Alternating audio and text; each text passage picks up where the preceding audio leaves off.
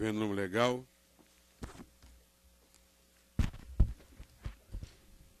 Declaro aberta a sessão deste dia 17/7/2018 do TRRN. Ato da sessão anterior, aprovada, expediente, não temos. Alguma proposição de qualquer dos senhores julgadores? Se não, vamos ao jurídico. Senhor presidente, eu não tenho uma proposição, mas vou anunciar, conforme eu já tinha inclusive adiantado na sessão, na última, que hoje eu estou me despedindo desta ocasião, na qual estou substituindo o Dr. Glauber. Amanhã quem começa as férias sou eu, e o Dr. Glauber retorna, certamente na próxima sessão, não sei se na quinta, mas na próxima sessão o Dr. Glauber está de volta. Vossa Excelência, sempre bem-vindo. E vou agradecer mais uma vez a acolhida de todo mundo, é sempre um orgulho, além de um orgulho, uma satisfação pessoal de compor a corte e rever tanta gente que eu gosto e que sempre me recebe tão bem. Muito obrigado a todos e até um breve retorno. Tenho certeza que falo por todos. Vossa Excelência, sempre bem-vindo ao nosso convívio, para além das questões jurídicas e de julgamento, convívio com a pessoa é muito agradável. Senhor presidente. Pois não. Por gentileza, senhor presidente, eu gostaria de propor um voto de pesar pelo falecimento do avô materno da doutora Adriana Magalhães, que é aqui nossa juíza substituta, e vou providenciar, através do gabinete, o nome e o endereço, as coisas para comunicação, se for aprovado esse voto de pesar. Avô é materno, né? Materno. Mas eu me comprometo a providenciar pelo gabinete. É o senhor Gabriel. É o avô materno, avô materno, senhor Gabriel. Todos aprovam? Hoje, o Ministério Público se associa. Foi hoje, doutor Gustavo? Foi hoje? Foi ontem. Foi ontem. Foi ontem. Eu estive lá ontem à noite no... Ele já vinha doente, eu estive lá ontem à noite no velório, na São José, e o sepultamento foi hoje pela manhã. É a razão pela qual ela não vai poder comparecer, e em razão disso também o processo, o recurso eleitoral 15.398, de pendências, que exige o quórum completo, porque o doutor Vladimir não funciona, não é isso? Exatamente. Não vai poder ser julgador só na próxima sessão. Ela comunicou, inclusive, por e-mail. Então, o embargo da declaração no recurso eleitoral 46893, de Natal, da relatoria do juiz André Pereira, embargante Jerusa Cavalcante Guedes da Silva, de Natal, embargado do Ministério Público Eleitoral. Embargo da declaração. Está em mesa, senhor presidente. Tem sustentação oral, excelência? Não, né? Não tem sustentação oral. Muito bem. Então, se Vossa Excelência quisesse, quiser simplificar, fica à vontade. Posso ser já identificado por Vossa Excelência em traço de embargo de declaração proposto por Jerusa Cavalcante Guedes, em face da decisão desse tribunal, cujo acordo segmentado está disponível para Vossas Excelências. Diz a embargante que a omissão e a obscuridade do acórdão, aduzindo que não consta na decisão embargada nada dos seguintes pontos. A ausência da prova robusta de que a lista com o nome de eleitores estavam na posse de Jerusa Cavalcante Guedes da Silva.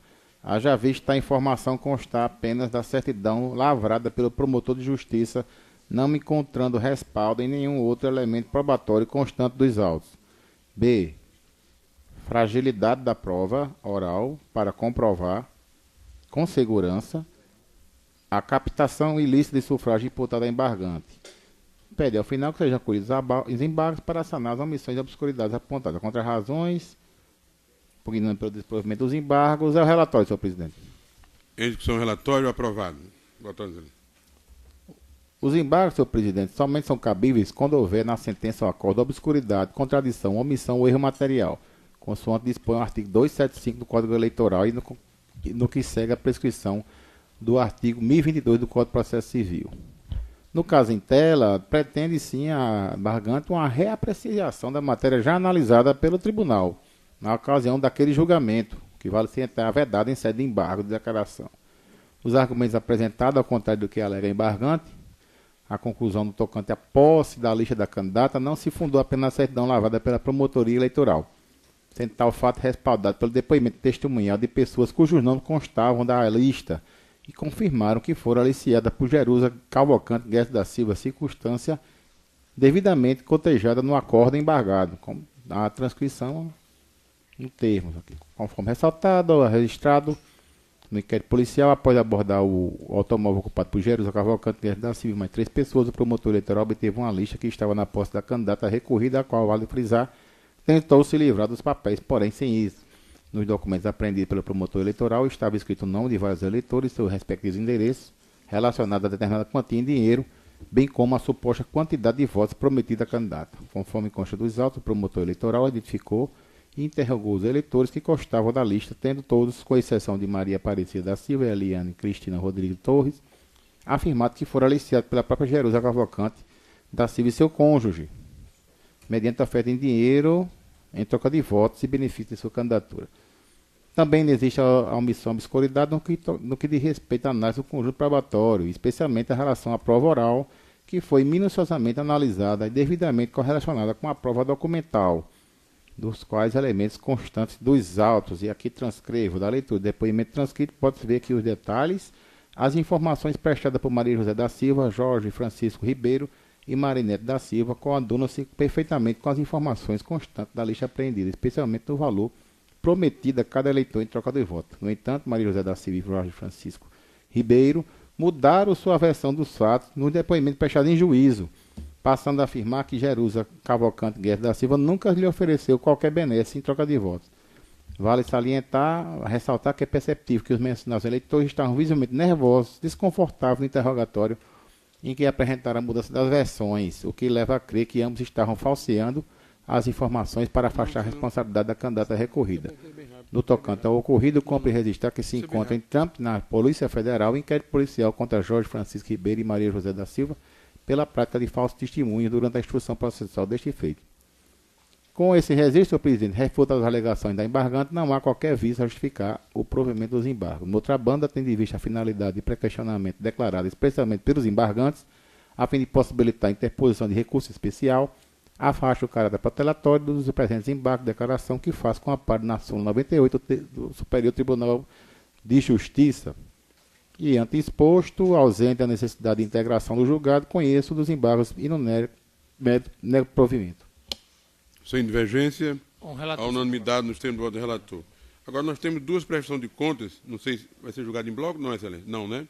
Separadamente? Senhor presidente, no segundo eu vou aproveitar boa parte do que eu disse no primeiro, mas eu acho mais fácil chamar um por vez. O primeiro é a prestação de contas 11365 de Natal, da relatoria do juiz Almiro Lemos, interessado do Partido Trabalhista Brasileiro.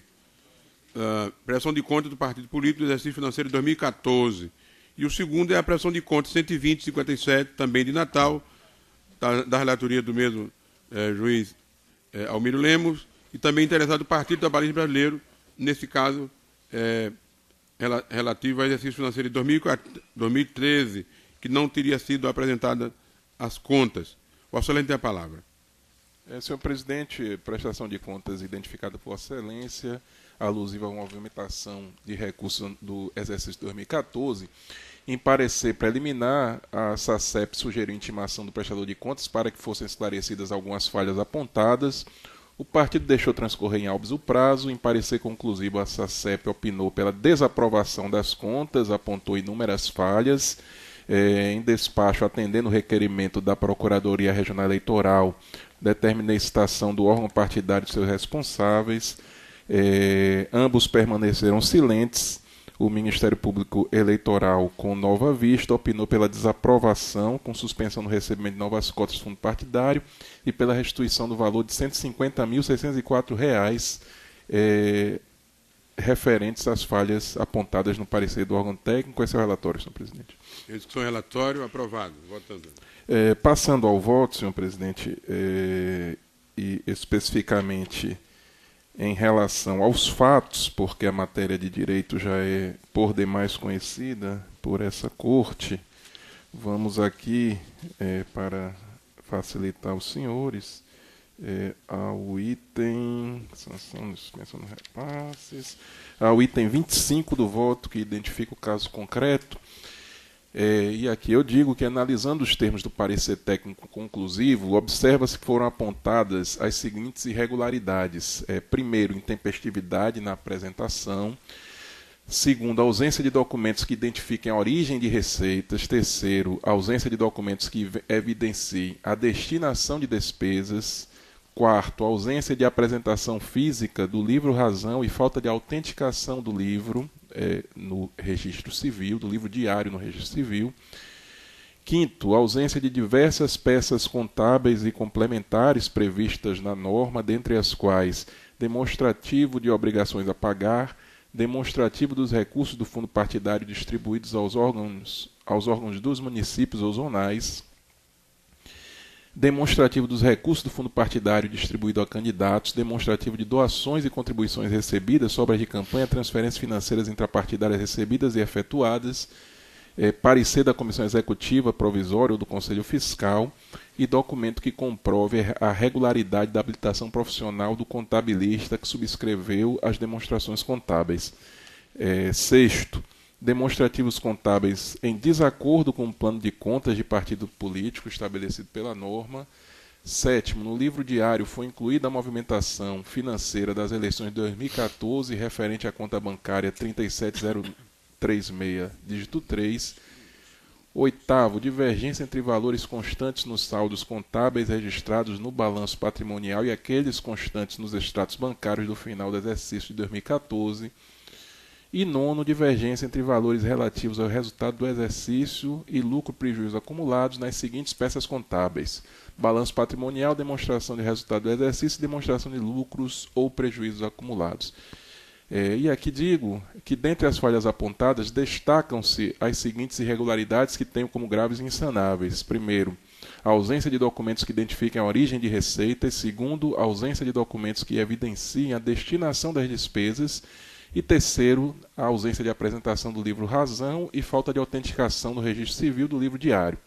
Quanto à primeira irregularidade, eu digo que a unidade técnica assinalou a existência em favor da agremiação partidária dos seguintes créditos, cuja origem não foi possível de identificar: R$30 em 5 de fevereiro de 2014, R$150.000 em 2 de junho de 2014, R$1,60, R$20 e R$552 creditadas na conta corrente 37036, agência 1588.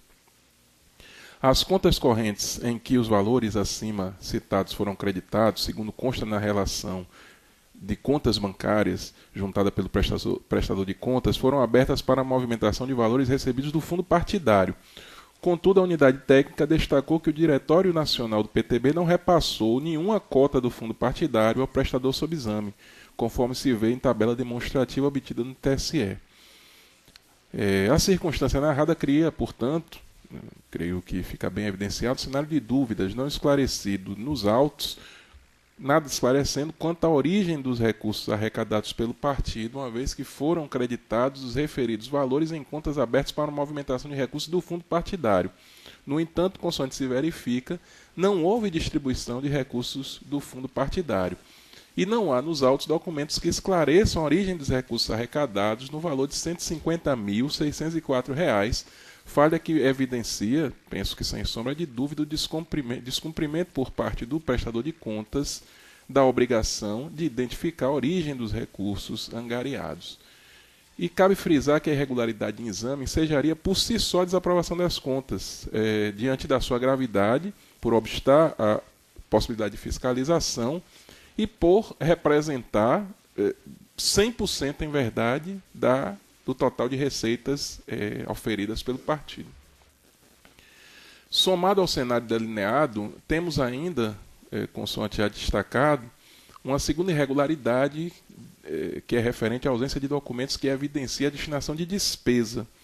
O quadro demonstrativo do resultado do exercício relativo a 2014 identifica as despesas efetuadas no montante de R$ 169.768,42, conforme assentou o órgão técnico, mas está ausente, não foi apresentada nenhuma documentação comprobatória referente às despesas em questão. E a ausência dos documentos noticiados acima evidencia o desacordo da prestação de contas com os termos da Lei 9.096, especificamente seu artigo 30, e da Resolução de Regência, especificamente seu artigo 9º. A resolução, no caso, é a 21.841 de 2004.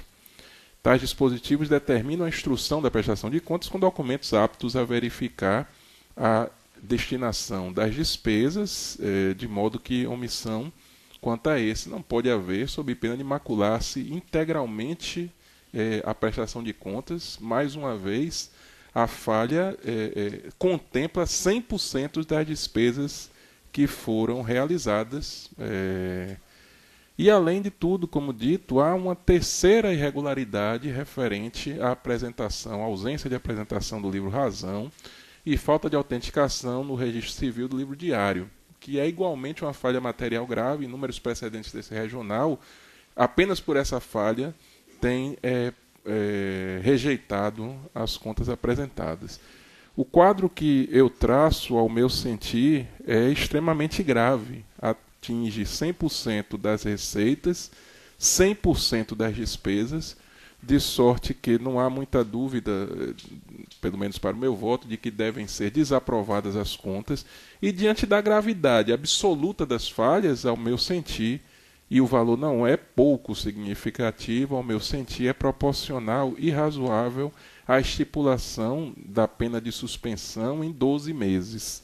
E assim, senhor presidente, eu finalizo o meu voto para desaprovar as contas, suspender o repasse das contas do fundo partidário pelo período de 12 meses e determinar o recolhimento ao erário pelo PTB, após o trânsito em julgado, do valor correspondente a R$ 150.604, que é resultado do somatório dos valores oriundos de fontes não identificadas. Então, esse é o voto, senhor presidente. Alguma divergência?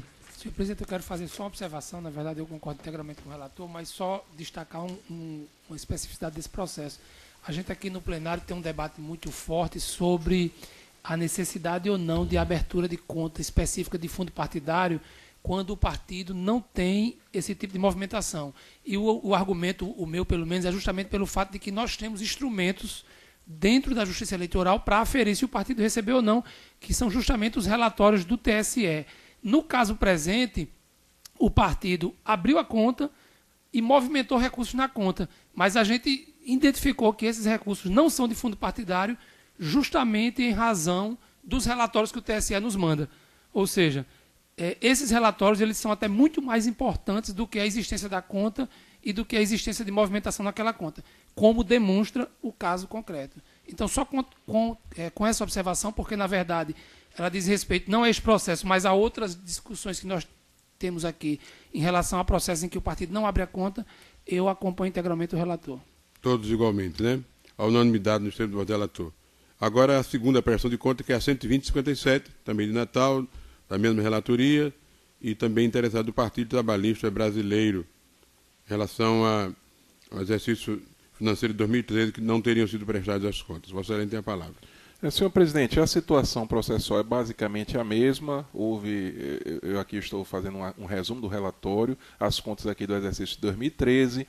Houve detecção de falhas pelo setor de análise técnica, foi intimado o partido, este juntou documentos, mas no parecer conclusivo a SACEP destacou que a nova documentação apresentada referia-se ao exercício de 2016. Então, os documentos, evidentemente, não puderam ser considerados para mudar as conclusões do primeiro relatório. Opinou pela desaprovação das contas, houve intimação dos responsáveis partidários, citação e verdade. Esses permaneceram silentes e, com vista dos autos ao fim do processo, o Ministério Público opinou pela desaprovação e suspensão do recebimento das cotas, além da devolução do valor. Senhor presidente, seu relatório. Em discussão, aprovado, votando. Votando, senhor presidente. A exemplo do anterior, vamos ao item 23, que identifica o caso concreto e que, na verdade, é bastante semelhante. Neste caso, eu vou passar a também um elenco grande de irregularidades. Eu fiz questão de destacar isso porque isso repercute, ao meu ver, na fixação do período de suspensão. O rol de irregularidades aqui não é menor. Os senhores podem identificar aí que são 11 itens, em verdade, que são apontados. Dentre esses 11, 3 deles adquirem maior gravidade. A ausência de documentos que evidenciem a destinação das despesas realizadas. Segundo, despesas custeadas com recurso do fundo partidário sem a devida declaração e comprovação na prestação de contas. E terceiro, a mesma omissão na apresentação do livro Razão e falta de autenticação do livro diário. A primeira irregularidade decorre da existência de despesas efetuadas no montante de R$ 37.390 não estando presentes, como dito aqui inúmeras vezes, a documentação comprobatória. A exemplo do que eu disse no processo anterior, a falha total, frontal em relação à lei de regência e alcança 100% das despesas realizadas pela agremiação. E a segunda irregularidade refere-se à existência de despesas custeadas com recursos do fundo partidário, sem a devida declaração. Aqui talvez a gravidade é ainda maior.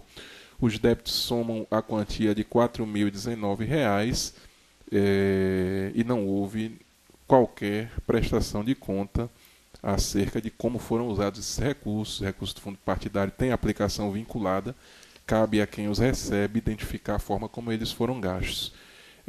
Igualmente, a falha referente à ausência dos livros, que eu já dediquei algum destaque no processo anterior, se repete nesse processo. E diante deste conjunto de falhas, senhor presidente, a exemplo do processo anterior, meu voto está sendo por desaprovar as contas, suspender o repasse também pelo período de 12 meses, determinar o recolhimento ao erário pelo PT-BRN, após o trânsito em julgado, do valor correspondente a R$ 32.609,66. É o voto, senhor presidente. Todos anuem igualmente? Com o relator, senhor. A unanimidade no sentido do voto do relator. Não há mais processo em mesa para julgamento. Está encerrada a sessão. Senhor presidente, aí não sei se depende se, perdão pela